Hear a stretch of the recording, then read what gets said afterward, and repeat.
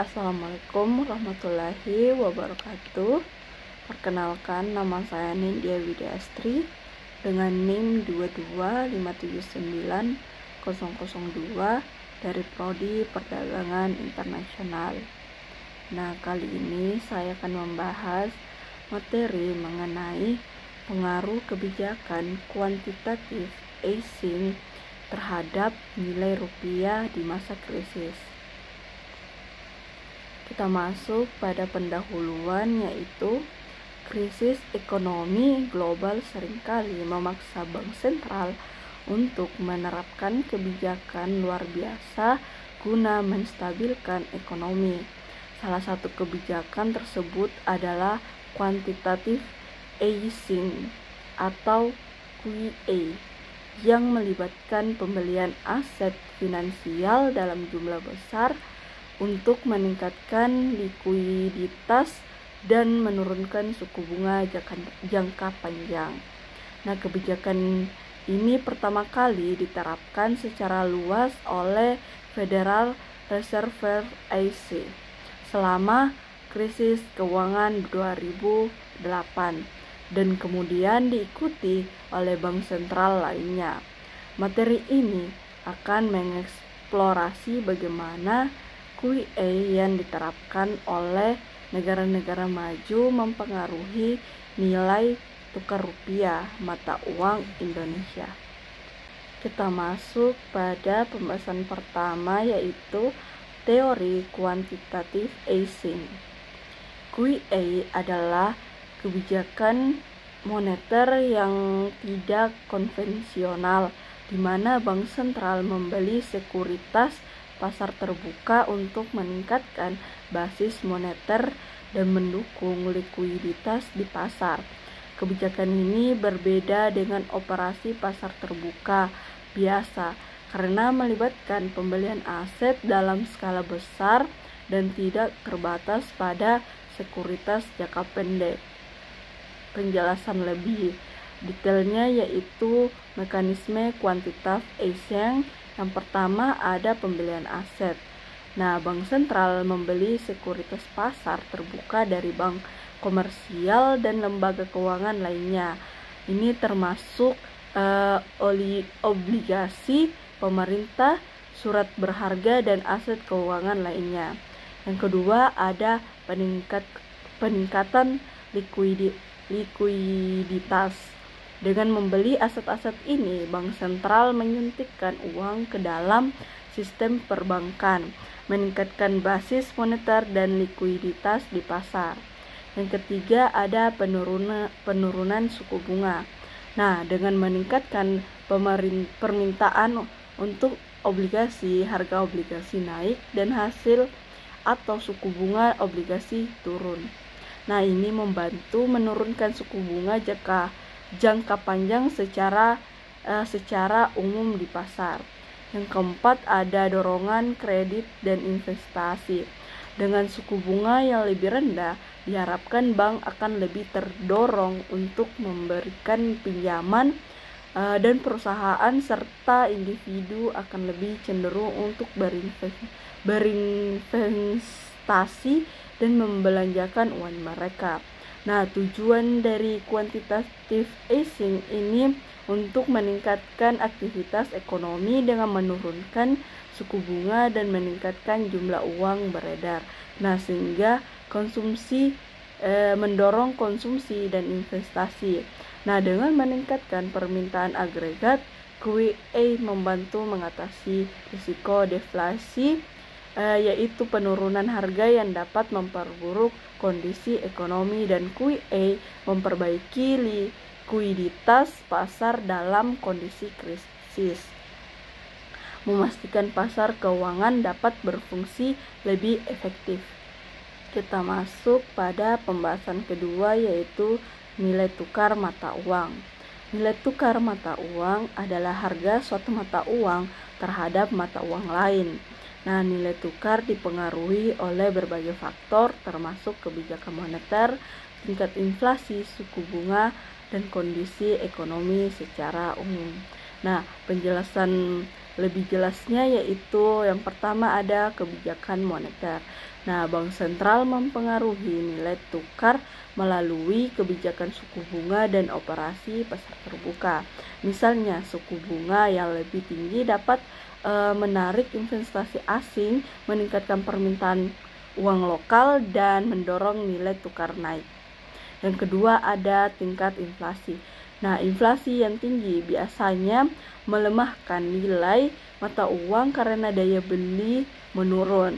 Sementara inflasi rendah cenderung menguatkan nilai mata uang.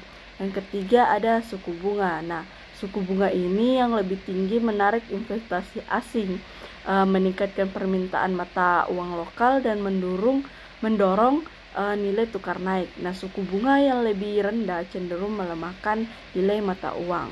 Yang keempat ada kondisi ekonomi. Nah, pertumbuhan ekonomi yang kuat menarik investasi asing dan meningkatkan permintaan mata uang. Nah, sehingga meningkatkan nilai tukar.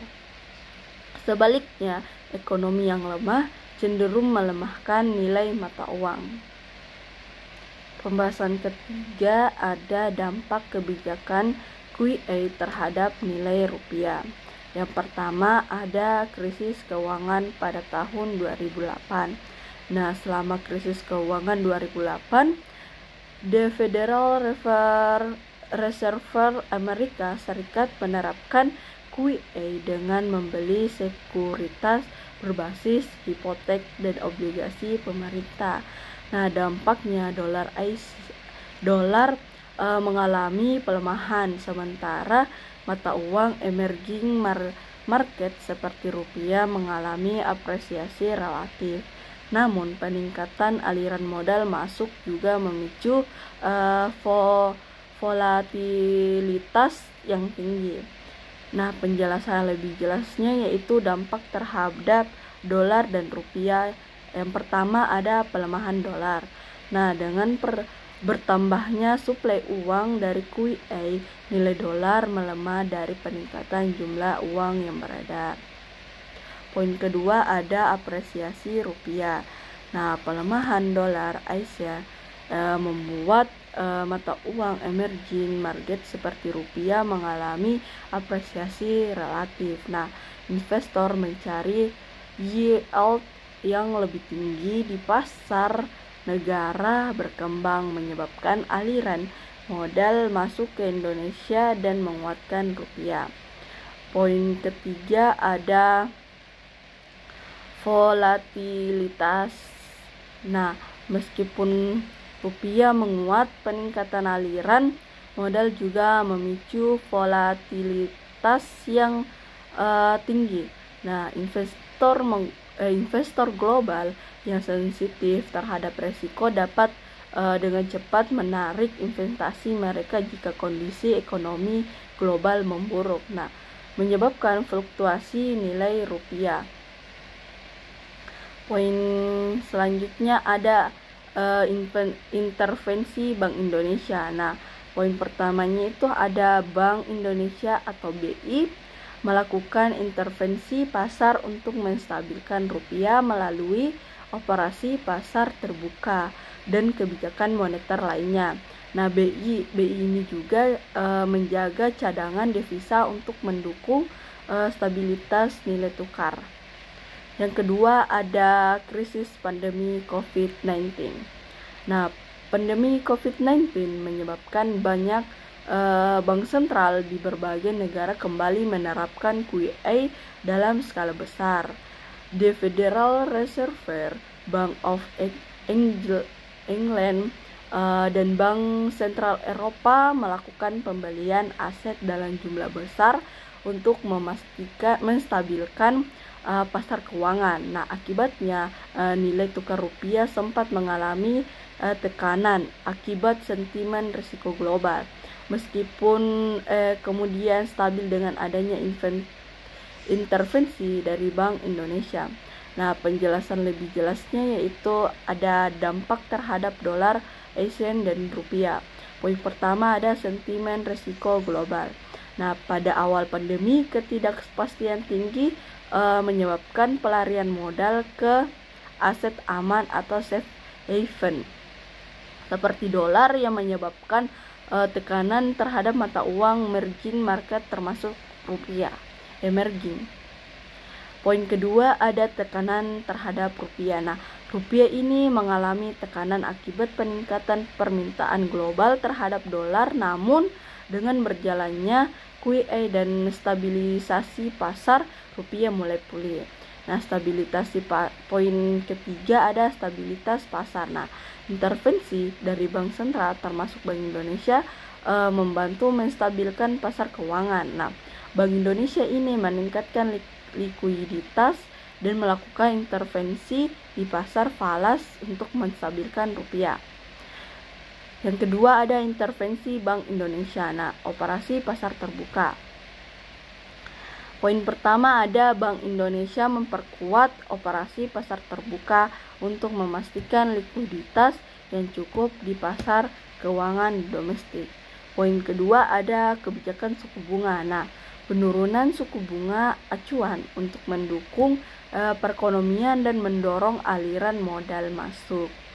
Nah, poin terakhir ada pembelian obligasi pemerintah. Nah, Bank Indonesia ini membeli obligasi pemerintah untuk menstabilkan pasar keuangan dan mendukung biaya fiskal.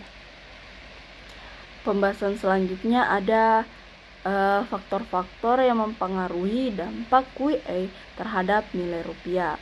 Yang pertama ada aliran modal. Nah, QE di negara maju seringkali menyebabkan aliran modal masuk ke negara berkembang, termasuk Indonesia, yang dapat memperkuat rupiah. Yang kedua ada sentimen pasar. Nah, sentimen ini resiko globalnya sangat mempengaruhi nilai tukar rupiah. Nah, selama masa krisis investor cenderung menghindar aset berisiko, termasuk mata uang negara berkembang. Yang ketiga ada kebijakan domestik. Nah, respon kebijakan moneter dan fiskal domestik juga berperan penting dalam menstabilkan nilai rupiah.